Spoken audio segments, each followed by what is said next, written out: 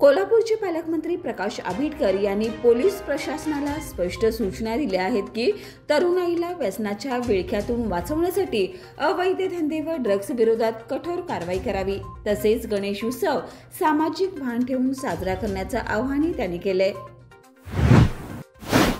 जनसुराज्य शक्तीचे अध्यक्ष डॉक्टर विनय कोरे यांनी मराठा समाजाच्या आरक्षण आंदोलनाला जाहीर पाठिंबा दिलाय। मराठा समाज शैक्षणिक आणि आर्थिकदृष्ट्या अडचणीत असून त्यांना मुख्य प्रवाहात आणण्यासाठी आरक्षण आवश्यक आहे असं ते म्हणाले। कोल्हापूरच्या छत्रपती संभाजी महाराज विभागीय क्रीडा संकुलात अत्याधुनिक स्पोर्ट्स सायन्स सेंटरचं लोकार्पण करण्यात आलं। या केंद्रामुळे ग्रामीण भागातील खेळाडूंना जागतिक स्तरावर यश मिळवण्याची संधी मिळेल असं पालकमंत्री प्रकाश आंबेडकर यांनी सांगितलं। 500 कोटीच्या थेट पाईपलाईन योजनेत जाणून बुजून अडथळे आणले जात असल्याचा आरोप काँग्रेस नेत्यांनी केलाय।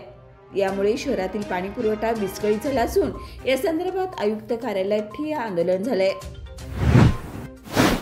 मराठा समाजाला ओबीसी प्रवर्गातून आरक्षण मिळावे या मागणीसाठी मनोज चरांगे पाटील यांनी आझाद मैदानात उपोषण सुरू केले। दरम्यान सरकारने नवा GR काढत प्रमाणपत्र प्रक्रियेसाठी मुदतवाढ दिल्याची घोषणा केली आहे। जिल्ह्यात सलग पावसामुळे पंचगंगेची पातळी 22.9 फुटावर पोहोचली आहे। राधानगरी धरणाचे 2 दरवाजे उघडण्यात आले असून 24 बंधारे पाण्याखाली गेलेत। नागरिकांना सतर्क राहण्याचे आवाहन प्रशासनाकडून करण्यात आले। कोल्हापुरात एक धक्कादायक घटना घडली। एका भामट्याने स्वतःला पोलीस निरीक्षक सांगत डॉक्टर महेश सितोळे आणि त्यांच्या वडिलांना तब्बल 42 लाख रुपयाची फसवणूक केली आहे। राजारामपुरी पोलीस ठाण्यात याबाबत गुन्हा दाखल झाला असून तपास सुरू आहे।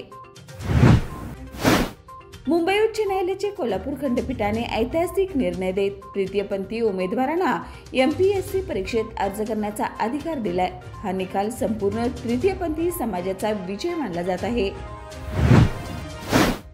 कळंबा येथील मनोरमा कॉलनीत गॅस स्फोटात गंभीर जखमी झालेले अनंत देवाजी भोजने वय वर्ष 60 यांचा शनिवारी सकाळी CPR रुग्णालयात उपचारादरम्यान मृत्यू झाला। यापूर्वी शीतल भोजने यांचा मृत्यू झाला होता। त्यामुळे या दुर्घटनेतील मृतांची संख्या 2 वर पोहोचली आहे। T20 वर्ल्ड कप विजेता प्रशिक्षक राहुल द्रविड यांनी राजस्थान रॉयल्सच्या मुख्य प्रशिक्षक पदाचा राजीनामा दिलाय। त्यांच्या योगदानाबद्दल संघ आणि चाहत्यांनी कृतज्ञता व्यक्त केली आहे। बाळ, फ्रीजमधून श्रीखंड काढ ना। आम्ही पूर्वी घरीच बनवायचो श्रीखंड, त्याची चवच वेगळी होती। आता काय सगळं रेडीमेड। आजी, हे श्रीखंड खाऊन बघ। आज तुझ्या आईनं घरीच बनवलं की काय? हे आहे गोकुळचं श्रीखंड। अगदी जिभेवर रेंगाळणार। जिभेवरच नाही तर मनावरही रेंगाळणार। गोकुळ श्रीखंड, मनावर रेंगाळणार।